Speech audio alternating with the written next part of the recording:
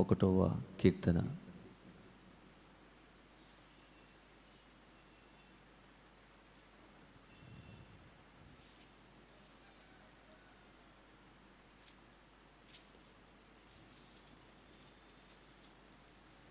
నూట 1వ కీర్తన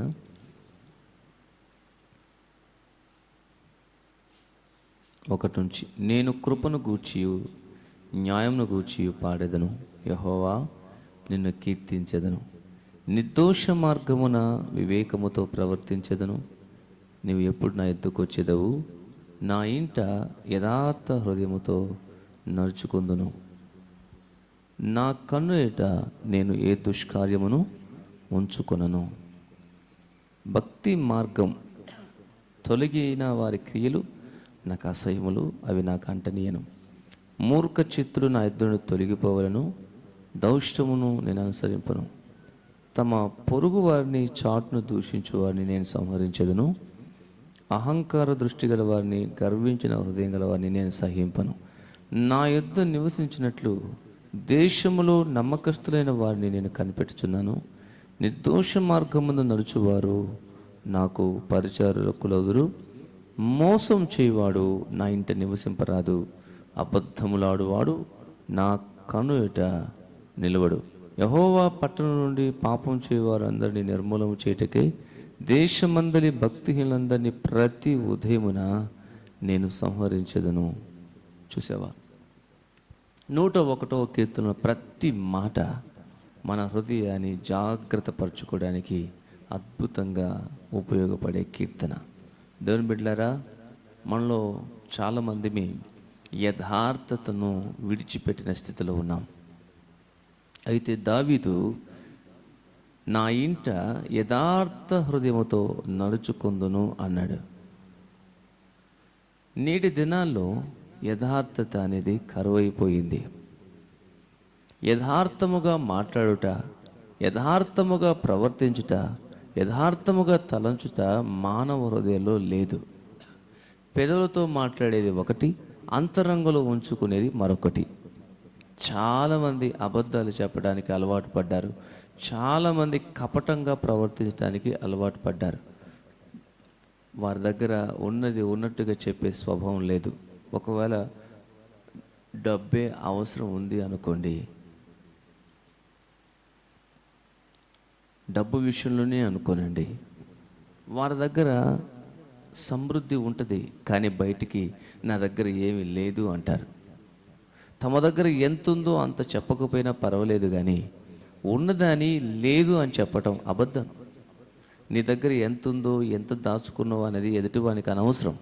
కానీ నీ దగ్గర కలిగిండి నా దగ్గర ఏమీ లేవు అన్నావు చూడు, అదే అబద్ధం. దేవుడు నాకు కావాల్సింది నాకు ఇచ్చాడు, నాకు ఉండాల్సిన సమృద్ధి నాకుంది అని ఉన్నది ఉన్నట్టుగా చెప్పే పరిస్థితి లేదు. నిజంగా లేవనే చెప్పాలి. నీకు సమృద్ధి ఉందా? సమృద్ధిగా దేవుడు ఇచ్చాడని చెప్పాలి. సరిపడినంతగా ఉందా? సరిపడినంతగా దేవుడు ఇచ్చాడని చెప్పాలి. కానీ నేటి దినాల్లో అలాగ లేదు, యథార్థత లేదు, ఉన్నది ఉన్నట్లుగా మాట్లాడే స్వభావం లేదు. లోపల ఒకటి, బయట ఒకటి. మనుషులతో ప్రేమగా ఉన్నట్టుగా ఉంటారు, కానీ లోపల మాత్రం ద్వేషముతో ఉంటారు, వ్యతిరేకతతో ఉంటారు. బయటికి ప్రేమగా ఉన్నట్టుగా నటిస్తారు, కానీ లోపల మాత్రం వ్యతిరేక స్వభావంతో ఉంటారు. ఇలాగ ఉండొద్దు. నువ్వు లోపల ఏమై ఉన్నావో బయట కూడా అదే ఉండాలి. కాపట్యం అనేది చాలా చాలా ప్రమాదకరమైంది. బైబిల్ ఏం చెప్తుంది? మోసం చేయవాడు నా ఇంట నివసింపరాదు. 5వ వచనంలో తమ పొరుగు వారిని చాటున దూషించు వారిని నేను సంహరించెదను.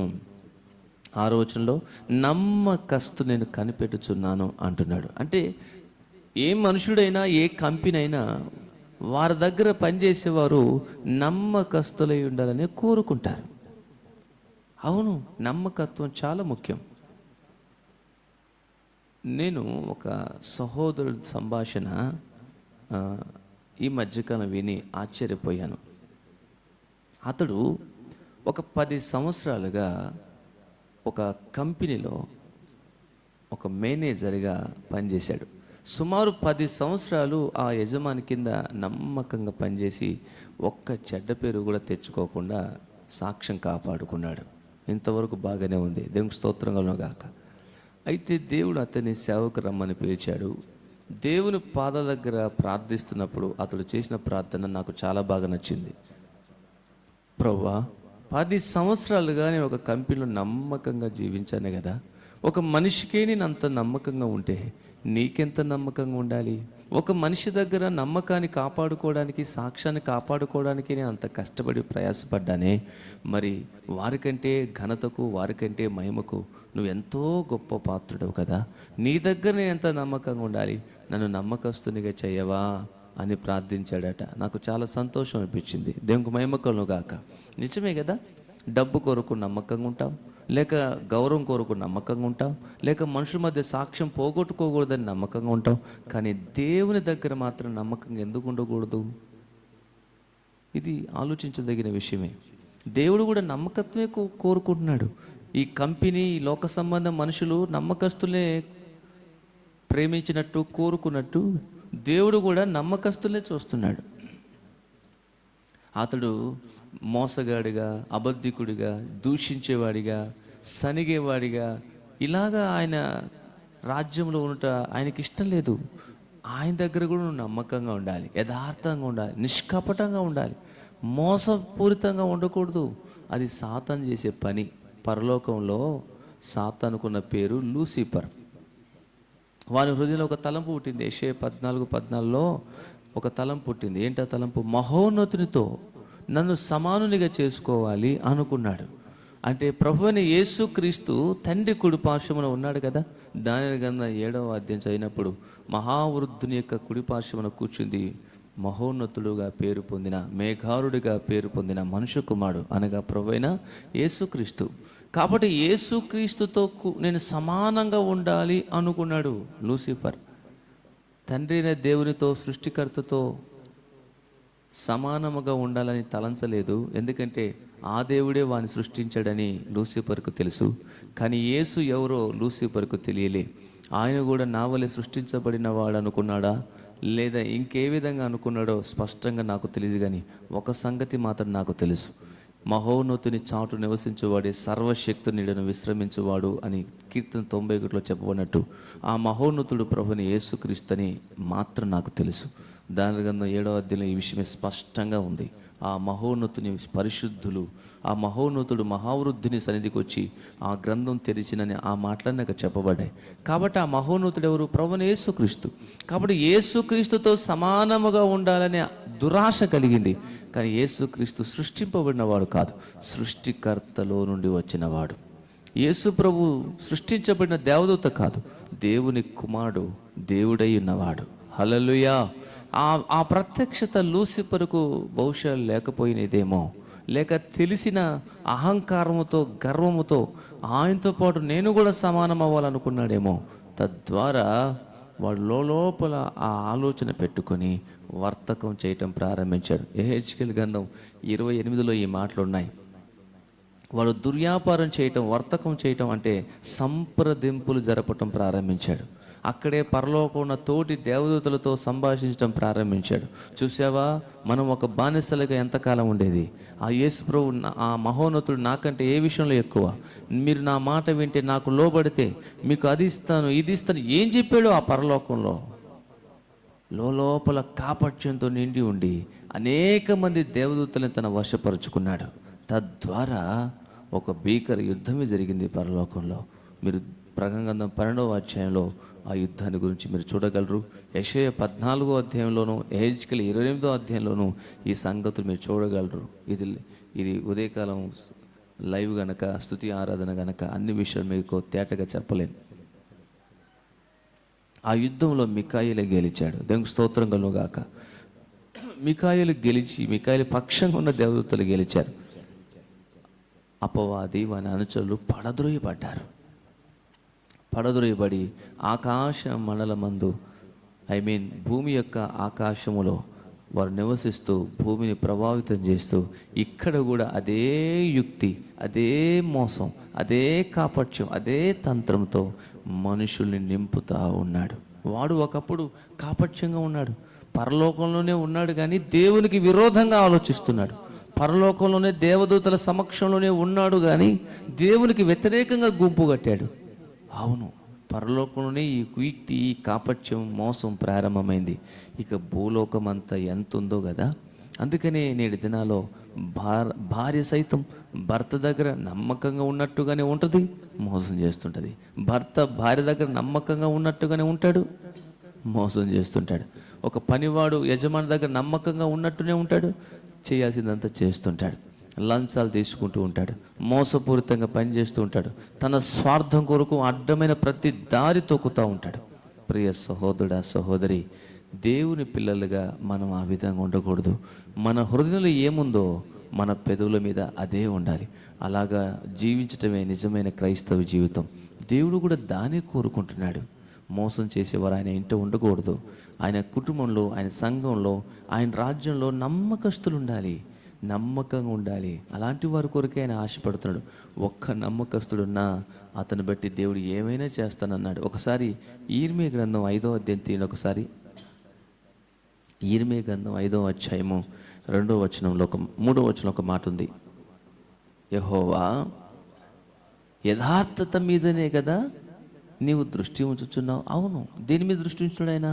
యథార్థత, కాపట్యం లేకుండా, కుళ్ళు కుతంత్రాలు లేకుండా, లోపల ఒకటి బయట ఒకటి పెట్టుకొని మాట్లాడకుండా యథార్థంగా ఉండేవారిని కోరుకుంటున్నాడు.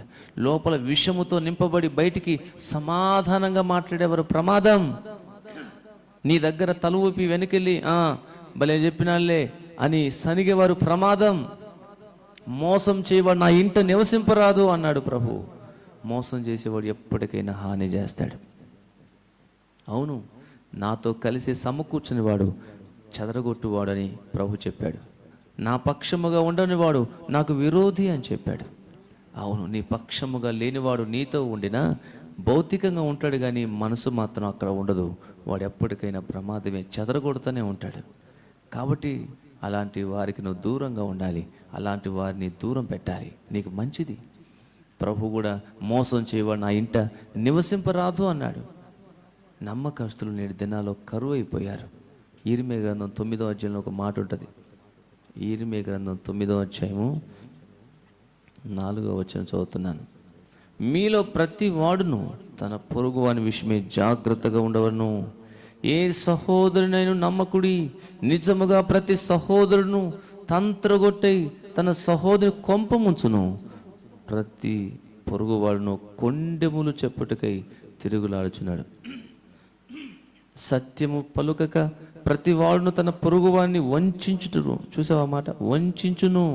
అబద్ధములాడుట తమ నాలుకలకు అభ్యాసం చేసినారు. ఎదుటివాని తప్పులు పట్టవలని ప్రయాసపడుదురు. నీ నివాస స్థలము కాపట్యం మధ్యనే ఉన్నది. వారు కపటులై నన్ను తెలుసుకొనలుకున్నారు. ఇదే యెహోవాకు. మీరు చదవండి ఈ మాటల్ని.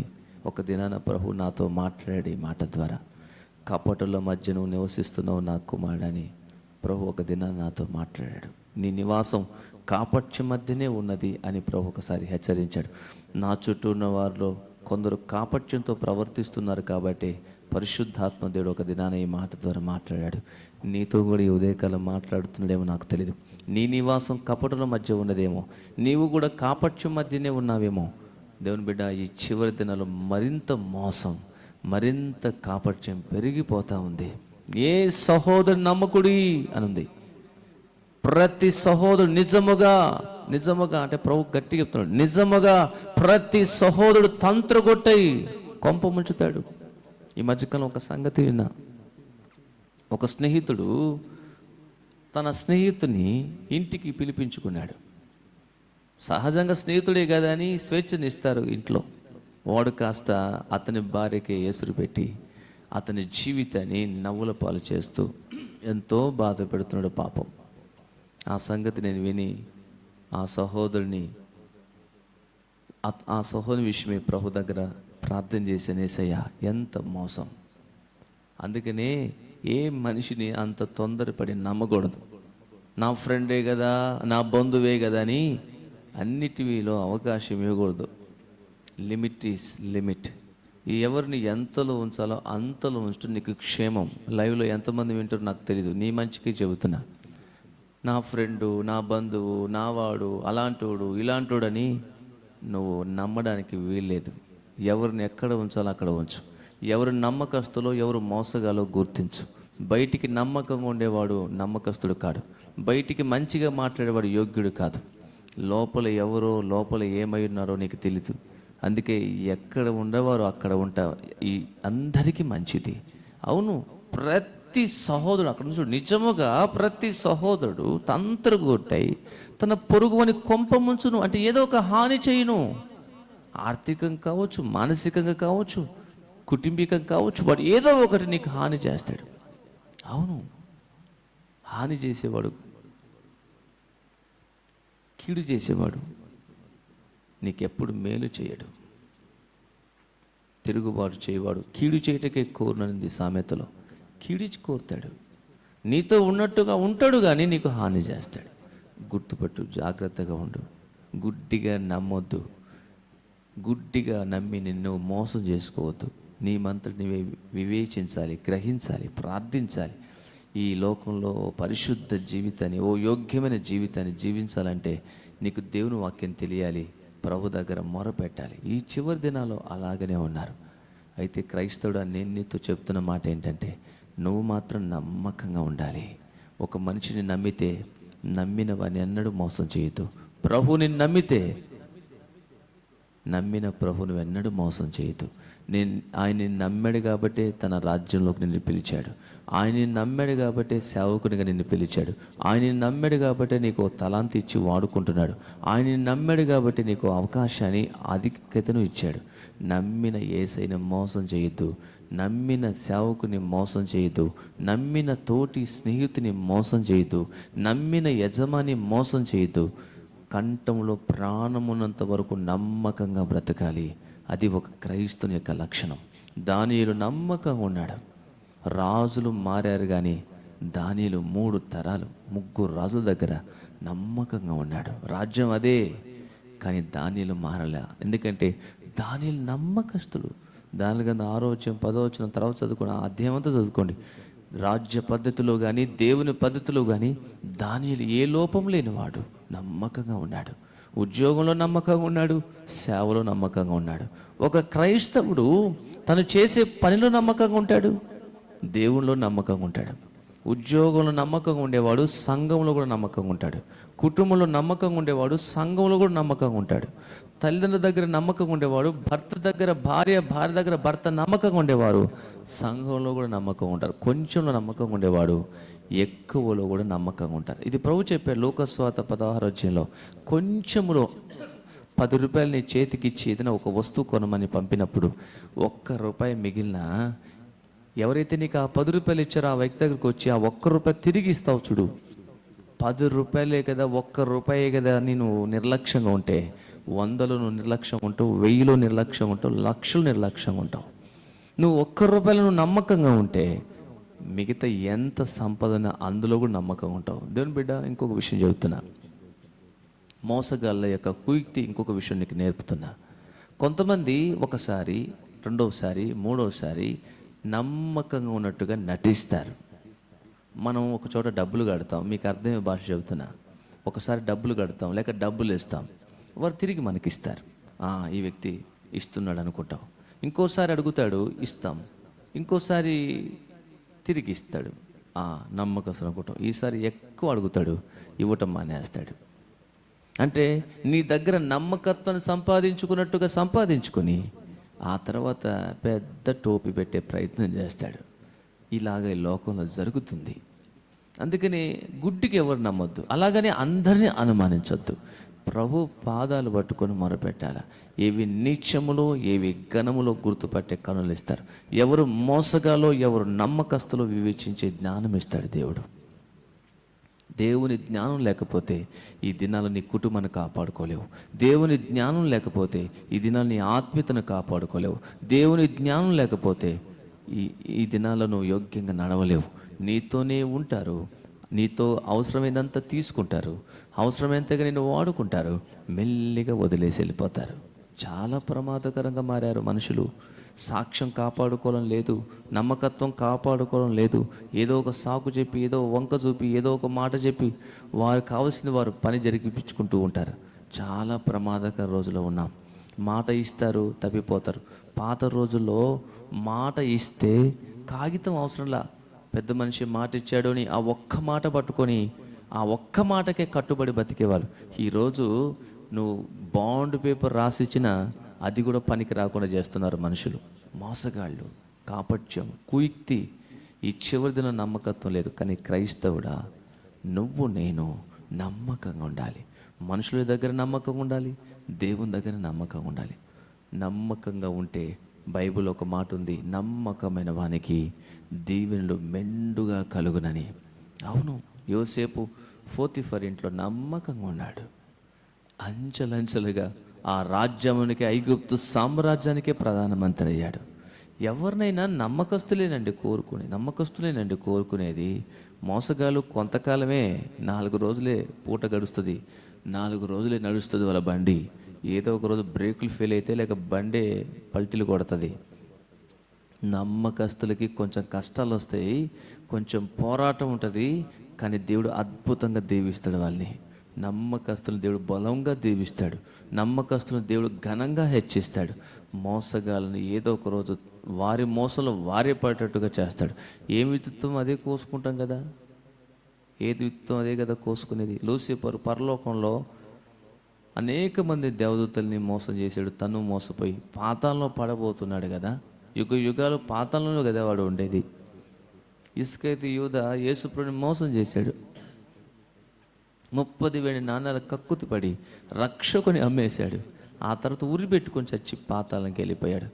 మోసం చేసేవారు ఎవ్వరు ప్రశాంతంగా ఉండరు, మోసం చేసేవారు ఎవ్వరు నెమ్మదిగా ఉండరు.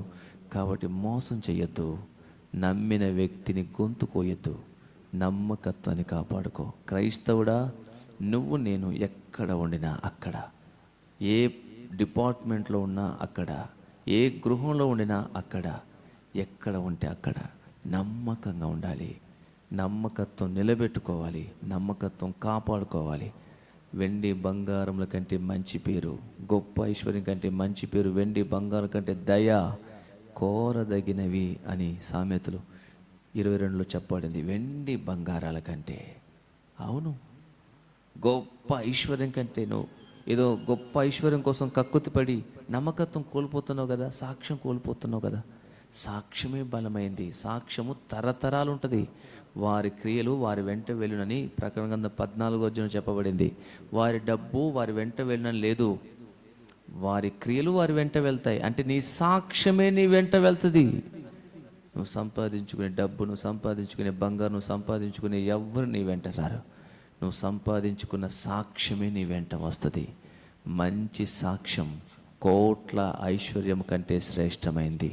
మంచి సాక్ష్యము ధనధాన్యాల కంటే గొప్పది. సాక్ష్యం పోతే తిరిగి నమ్మకత్వం నిలబెట్టుకోవడానికి చాలా టైం పట్టవచ్చు, అసలు నమ్మకపోవచ్చు. కానీ సాక్ష్యం పోతే కాపాడుకోవడం కష్టం. కాబట్టి ప్రియ సహోదరుడా, సహోదరి, ఇప్పుడు నీకున్న సాక్ష్యం నిలబెట్టుకో. ఆ సాక్ష్యం నిలబెట్టుమని దేవుని పాదాలు గట్టిగా పట్టుకో. ఒకవేళ ఇప్పటికే నీ సాక్ష్యం అక్కడ చెదిరిపోయింటే తిరిగి నాకు సాక్ష్యం ఇమ్మని కన్నీళ్ళతో మొరపెట్టు. మరలా నమ్మకస్తునిగా నిలబడడానికి ప్రయత్నించి మెల్లిమెల్లిగా నేను నమ్మటం ప్రారంభిస్తారు. ఏదో ఒకరోజు మరలా నమ్మకాన్ని చొరగొంటావు. కాబట్టి నమ్మకత్వం కాపాడుకుందాము కాక మోసం చేయవాడు నా ఇంట నివసింపరాదు. కాపట్టులు ఆయన దగ్గర ఉండడానికి వీల్లేదు. ఆయన సంఘంలో నమ్మకస్తులే ఉండాలని కోరుకుంటాడు. ఆయన కుటుంబంలో నమ్మకస్తులు ఉండాలని కోరుకుంటాడు. నీవు కూడా నమ్మకస్తుడే కావాలని కోరుకుంటావు. నువ్వు ఒక యజమాని అయితే నీ కింద ఎవరైనా పని వారు ఉంటే వారు డబ్బు విషయంలో కానీ పని విషయంలో కానీ నువ్వు ఉన్నా లేకపోయినా దాన్ని చూసుకునే విషయంలో కానీ మంచి వ్యక్తి కావాలని కోరుకుంటావు కదా సహజంగా. మరి నువ్వు దేవుని దగ్గర ఎలా ఉంటున్నావు, సంఘంలో ఎలాగుంటున్నావు, నువ్వు కూడా పరీక్షించుకోవాలి కదా. అట్టి జ్ఞానాన్ని గ్రహింపును దేవుడు మనకిచ్చి నమ్మకస్తులుగా దీవించునుగాక. ఆమెన్. ప్రార్థన చేసుకుందాం. Thank you holy spirit. నిరాశపడలేదు నన్ను నిర్మించుట